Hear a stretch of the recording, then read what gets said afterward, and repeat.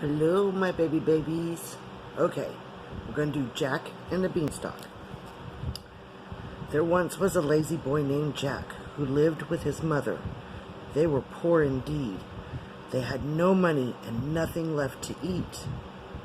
"We have no choice but to sell our old cow," said Jack's poor mother. "Take her to market and sell her for the best price that you can get." Jack set off, and before long he met an old man. "Where are you off to, lad?" asked the man. "I'm taking old cow to market," replied Jack. "If we don't sell her, we'll starve." The old man offered to buy the cow right there and then. "What will you pay me?" asked Jack. "I will give you these beans," said the old man. "Beans," said Jack. "What do you take me for? I'm not a complete fool." But the old man explained to Jack that these beans were magic, and thinking that his mother would be so pleased, Jack took the beans and handed over the cow. But his mother was not pleased. "You stupid boy," she said.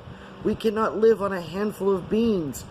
She took the beans and threw them right out the window and sent Jack to bed. The next morning when Jack woke up, his room seemed darker than usual. He looked out of his window and he could hardly believe what his eyes saw. An enormous beanstalk that had grown from the beans. It stretched way up into the sky and beyond the clouds. Jack just had to know where the top was.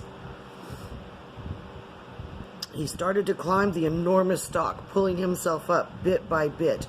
It was hard work, but Jack couldn't stop, and he didn't look down. He climbed up through the clouds, and then he climbed some more. It was very long time before he reached the top, but eventually Jack found himself in a strange land. There was a path ahead of him, which he followed. After some time, he reached a gigantic castle and knocked on the door. A woman answered. Jack begged her for food and a place to rest. "It's dangerous. You can't stay here," says the woman. "The castle belongs to a giant who eats little boys." But Jack couldn't walk another step, so the woman took him in and fed him. Jack had only just finished eating when he and the woman heard loud crashing footsteps. "The giant's coming," said the woman, who quickly hid Jack in a cupboard. The giant came into the room and sniffed the air. He says, "Fee, fi, fo, fum, I smell the blood of an Englishman. Be he live or be he dead, I'll grind his bones to make my bread." "You're mistaken," said the woman. "There's nobody here except you and me." Jack, shaking with fear, watched from his hiding place as the giant sat down and ate his supper. "Bring me my hen," bellowed the giant when he had finished eating, and the woman brought in a fat hen and set it before the giant. "Lay," roared the giant, and Jack watched astonished as the hen laid a golden egg.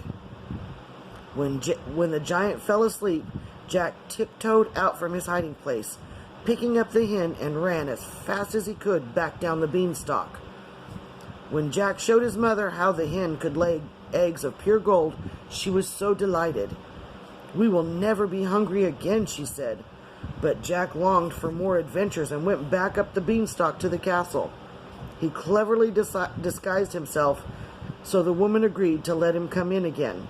Once more Jack heard the giant approach, and again the woman bid him to hide in the cabinet. "Ow! Bring me my harp," roared the giant when he had finished eating. The woman brought in a golden harp that sang to the giant until he fell asleep. Jack crept out from his hiding place and grabbed the harp. But when he ran off, the harp called out to its master, and the giant woke up. Jack ran for his life, and the giant was hot on his heels. He climbed down the beanstalk, and the giant followed. "Mother, fetch the axe," called Jack as he reached the bottom. Jack struck the beanstalk with the axe, and it came crashing down to the ground, bringing the giant with it.